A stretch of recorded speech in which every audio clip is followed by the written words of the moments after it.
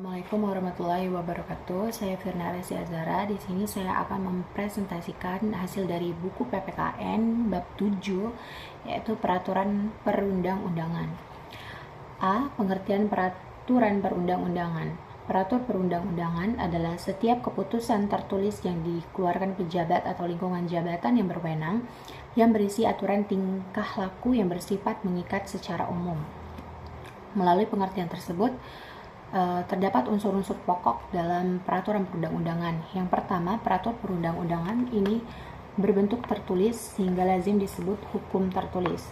Yang kedua, peraturan perundang-undangan dibentuk oleh pejabat atau lingkungan jabatan atau badan atau organisasi yang mempunyai wewenang tersebut peraturan yang berlaku umum atau mengikat umum.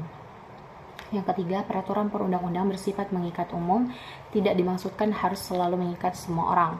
Mengikat umum hanya menunjukkan bahwa peraturan perundang-undangan tidak berlaku terhadap peristiwa konkret atau individu tertentu.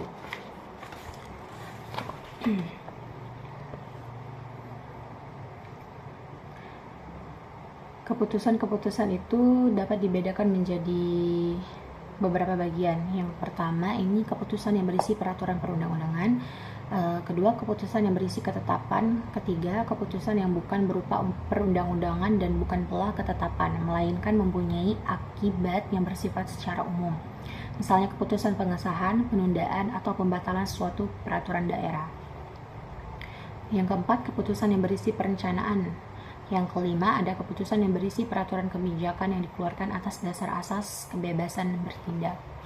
Selanjutnya, B. Sumber peraturan perundang-undangan. Peraturan perundang-undangan mempunyai peran sangat besar dalam hidup dan kehidupan bernegara, berbangsa, dan bermasyarakat. Mengingat sifat Undang-Undang NRI tahun 1945 masih global dan umum.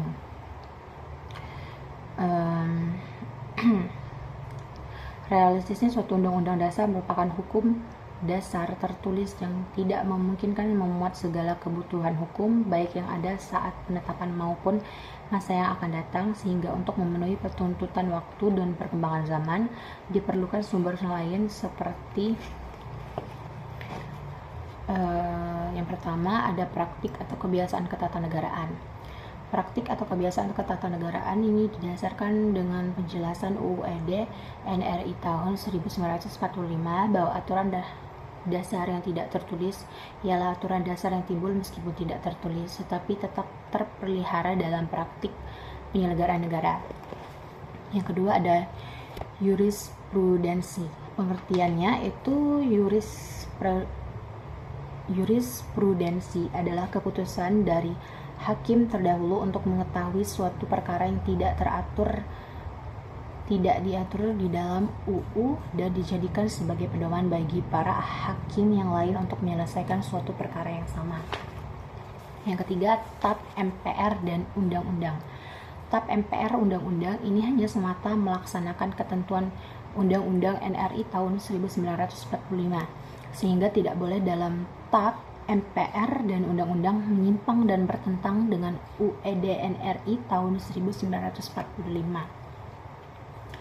C. Fungsi peraturan perundang-undangan. Fungsi peraturan perundang-undangan ini dibedakan menjadi fungsi internal, fungsi eksternal. Fungsi internal ini peraturan perundang-undangan ini sebagai subsistem hukum terhadap sistem kaidah hukum. Pada umumnya, fungsi internal mencakup yang pertama, fungsi perciptaan hukum. Di Indonesia, peraturan perundang-undangan merupakan cara utama menciptakan hukum sebagai sendi utama sistem hukum nasional. Yang B, fungsi pembaruan hukum. Peraturan perundang-undangan merupakan instrumen yang efektif dalam pembaruan hukum dibandingkan dengan penggunaan hukum, kebiasaan atau hukum jurisprudensi. Yang C, fungsi integrasi pluralisme sistem hukum. Di Indonesia sampai saat ini masih berlaku sebagai sistem hukum. 4 macam sistem hukum, yaitu sistem hukum kontinental barat, hukum adat, hukum agama, khususnya Islam, dan hukum nasional. Yang kedua, ada fungsi eksternal. Fungsi eksternal adalah keterkaitan peraturan perundang-undangan dengan lingkungan tempatnya berlaku. Fungsi eksternal disebutkan sebagai fungsi sosial hukum. Fungsi sosial ini akan diperankan oleh peraturan perundang-undangan karena berbagai pertimbangan yang sudah disebutkan sebelumnya. Fungsi sosial ini dapat dibedakan menjadi beberapa hal. Yang pertama, fungsi perubahan sebenarnya sudah lama di kalangan pendidikan hukum. Diperkenalkan fungsi perubahan dalam peraturan perundang-undangan. Hal itu juga mengingat hukum sebagai sarana pembaruan. B. Fungsi stabilitas. Peraturan perundang-undangan di bidang pidana, ketertiban, dan keamanan adalah kaidah-kaidah yang bertujuan untuk menjamin stabilitas masyarakat. C. Fungsi kemudahan, yaitu peraturan perundang-undangan dapat dipergunakan sebagai sarana mengatur berbagai kemudahan seperti peraturan perundang-undangan yang berisi ketentuan insentif, keringanan pajak, penundaan pengenaan pajak, penyederhanaan tata cara perizinan, dan struktur permodalan dalam penanaman modal.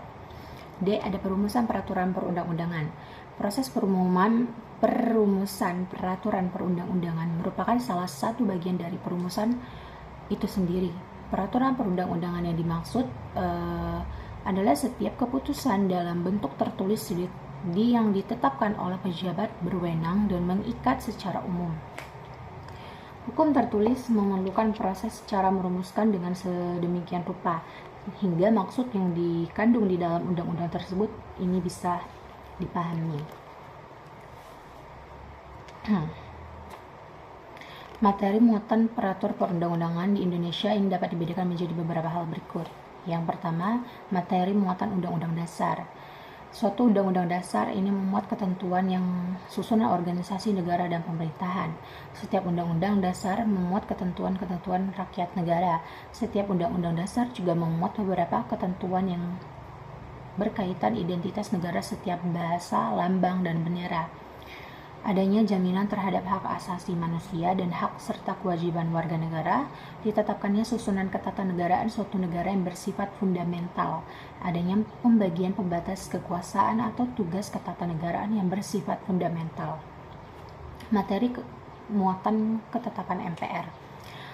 TAP MPR memenuhi unsur-unsur sebagai peraturan perundang-undangan. TAP MPR juga materi muatannya semacam materi muatan ketetapan atau penetapan administrasi negara.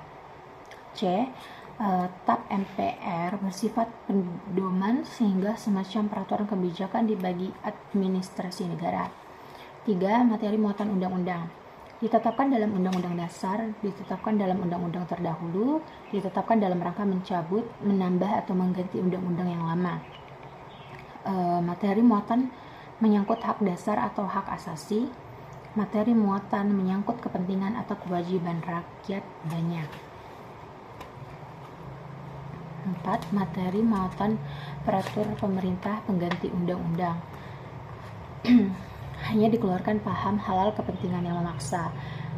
Perpu tidak boleh mengatur hal-hal yang diatur dalam Undang-Undang Dasar atau TAP MPR. Perpu tidak boleh mengatur mengenai keberadaan dan tugas wewenang lembaga negara. Perpu hanya boleh mengatur ketentuan undang-undang yang berkait dengan penyelenggaraan pemerintah. Yang kelima, materi muatan peraturan pemerintah. Pada dasarnya, materi muatan peraturan pemerintah adalah sama dengan materi muatan undang-undang. 6. Materi muatan keputusan presiden. Muatan materi Kepres dapat dibedakan menjadi Kepres yang bersifat mengatur dan Kepres ketetapan atau penetapan. Yang ketujuh, materi muatan peraturan menteri keputusan menteri. Peraturan menteri Permen berisi ketentuan yang bersifat mengatur, sedangkan keputusan menteri Kepmen dapat berupa peraturan ketetapan. Muatan materi Kepmen atau Permen ini adalah sebagai berikut. Yang A. Lingkungan pengaturan terbatas pada lapangan administrasi negara. Lingkungan pengaturan terbatas pada bidang yang menjadi tugas. Tidak boleh bertentangan dengan peraturan perundang-undangan yang lebih tinggi tingkatnya dan asas umum penyelenggaraan pemerintahan yang layak. Yang kedelapan, muatan materi peraturan daerah. Peraturan daerah untuk melaksanakan otonomi meliputi seluruh urusan rumah tangga otonomi. Urusan rumah tangga otonomi ini bersumber pada urusan-urusan pemerintah yang diserahkan oleh pemerintah pusat, urusan-urusan pemerintah yang timbul atas inisiatif daerah yang dibiarkan atau diakui sebagai urusan rumah tangga otonomi. Yang 9, muatan materi keputusan kepala daerah. Materi muatan keputusan kepala daerah ini mencakup semua urusan rumah tangga, baik di bidang otonomi maupun tugas pembantuan.